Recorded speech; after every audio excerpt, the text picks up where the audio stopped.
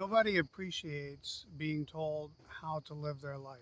And that's because we each have an individual nature that's different from everyone else. It's a unique creation. You are a unique person with an individual, unique personality with specific things that you like and dislike. Each of us has a very unique nature. So none of us likes to be preached at. So any of this wisdom that you might gain from this channel or elsewhere cannot, and it's on its own, bring about a transformation because the preaching means nothing. You need to think about the wisdom that's offered and question it, discuss it either with yourself or other people, and come to your own conclusion about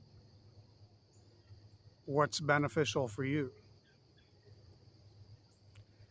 And then ultimately, it comes down to self discipline, which is the ability to tell yourself what to do. And only you have the power and the right to tell yourself what to do. So when you think about a concept, a bit of wisdom, and it makes sense to you, and you reflect on it, you think about it again and again, ultimately you develop that willpower to make yourself live by it.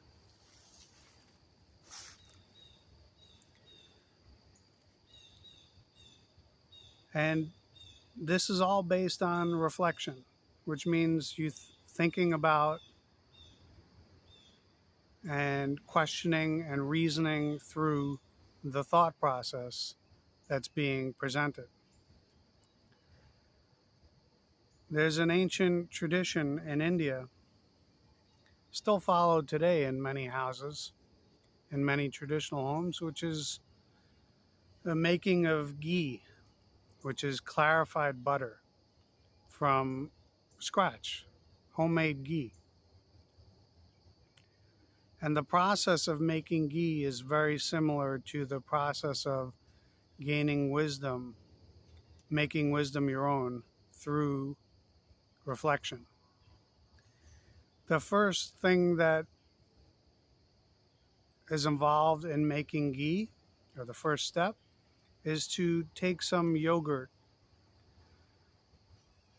unpasteurized, unhomogenized yogurt that was left over from the previous day or the previous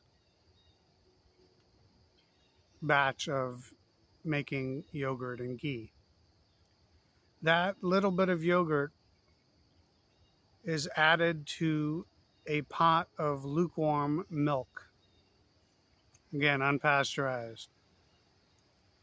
You need the bacteria in there to help ferment the milk into yogurt. When the milk is left overnight, the milk turns into yogurt. And then by churning the yogurt with a cross ladle, by mixing it up in a specific way, clarified butter separates to the top. And that's the process of making clarified butter or ghee from milk. In other words, that's the process of extracting the ghee, the clarified butter. Now, extracting wisdom or extracting the principles of life and living from your daily experience, from your life, is similar to this in the sense that you need to start with a small dose of wisdom left over from previous reflection. And you can borrow that from someone who has reflected on wisdom in the past. In other words, someone who is sharing it with you. You can take that bit of wisdom and consider it, think about it.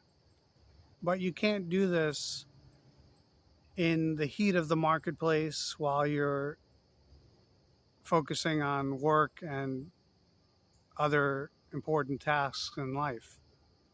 You also can't do it by retreating and retiring to a unpopulated area, living as a hermit in the woods. It doesn't work that way. You need to have a lukewarm situation. You need to be in contact with the world, but also not fully immersed, not fully engulfed in the marketplace of life. So, no matter where you live, the early hours of the morning will provide a relative respite from the hum and bustle of everyday life. So, reflecting on the wisdom that you gained is like adding a little bit of curd, a little bit of yogurt left over from the previous day, and then letting it sit overnight. It takes time for wisdom to ferment and grow inside you. And then when your mind becomes steady like the yogurt, you churn it with a cross ladle, which is what is done in meditation. You chant you chant the mantra Om, or you focus on one thought to the exclusion of all other thoughts. And then from that yogurt, clarified butter emerges. Clarified butter is permanent in the sense it doesn't spoil. You can leave it on the shelf for any number of days or weeks or years, and it doesn't spoil because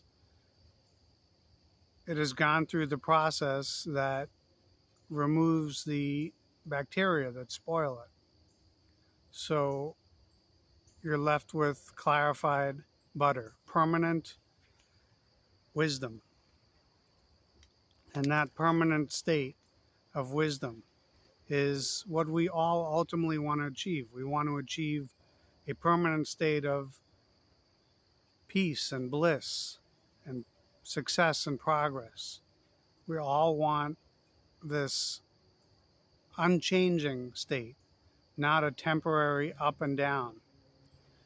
Temporary joy, and then you face temporary sorrow. We want a permanent, a long-lasting, everlasting state of absolute peace and bliss. And that is gained through the process of reflection on wisdom.